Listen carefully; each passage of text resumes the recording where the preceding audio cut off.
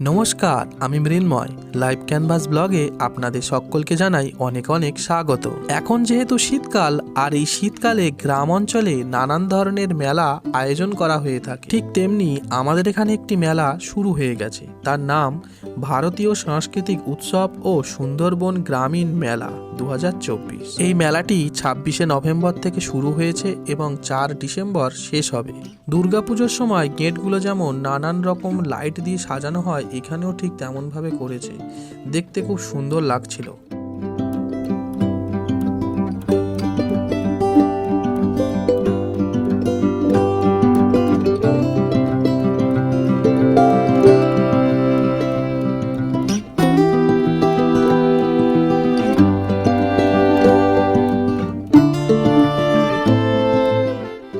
মেলার মাঠে প্রবেশ করতেই প্রথমে নজরে এলো কিছু খাবারের দোকান, এবং তারপর দেখলাম মেলার মাঠে একটি স্টেজ করেছে। সেখানে কিছু অনুষ্ঠান হয়তো অনুষ্ঠিত হবে সেই জন্য।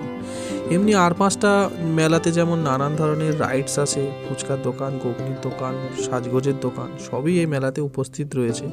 আজ নিয়ে মেলাটা 2 দিন হচ্ছে, তাই একটু ভিড় কম। অন্যান্য দিন এর তুলনায় অনেকটাই ভিড় হবে বলে মনে করা যায়।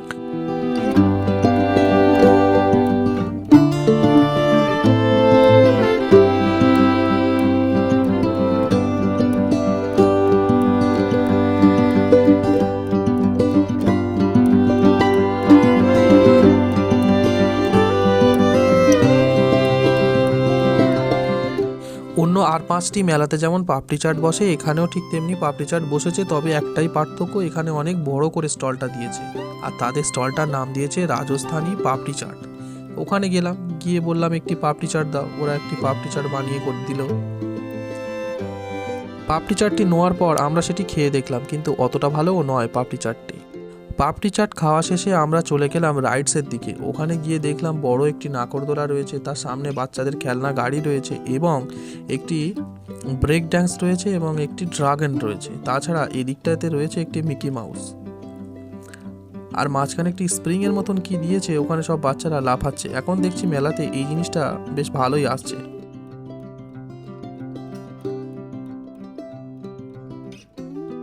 তারপর চলে এলাম মেলার মধ্যে, যেখানে দোকানপাট বসেছে। ওখানে বিভিন্ন ধরনের সাজের জিনিস, বাচ্চাদের খেলনা ইত্যাদি রয়েছে। আজ যেহেতু দ্বিতীয় দিন, তাই অনেক দোকানপাট এখনো বাঁধছে।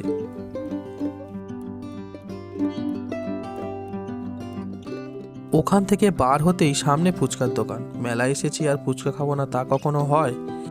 কাকাকে বললাম কিছু ফুচকা দাও। কাকা কিছু ফুচকা দিল। সেই ফুচকাগুলো টেস্ট করে দেখলাম বেশ ভালোই।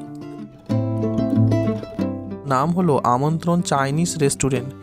গেলাম ওই দোকানে, গিয়ে দেখলাম সবথেকে যেটি লোভনীয় লাগছিল সেটি হলো ঢাকাই পরোটা। তা একটি অর্ডার দিলাম। তা ঢাকাই পরোটা দেখতে যতটা সুন্দর, কিন্তু খেতে একদম বাজে। একটি ঢাকাই পরোটা অর্ডার দিলাম, ঢাকাই পরোটা দিয়ে গেল।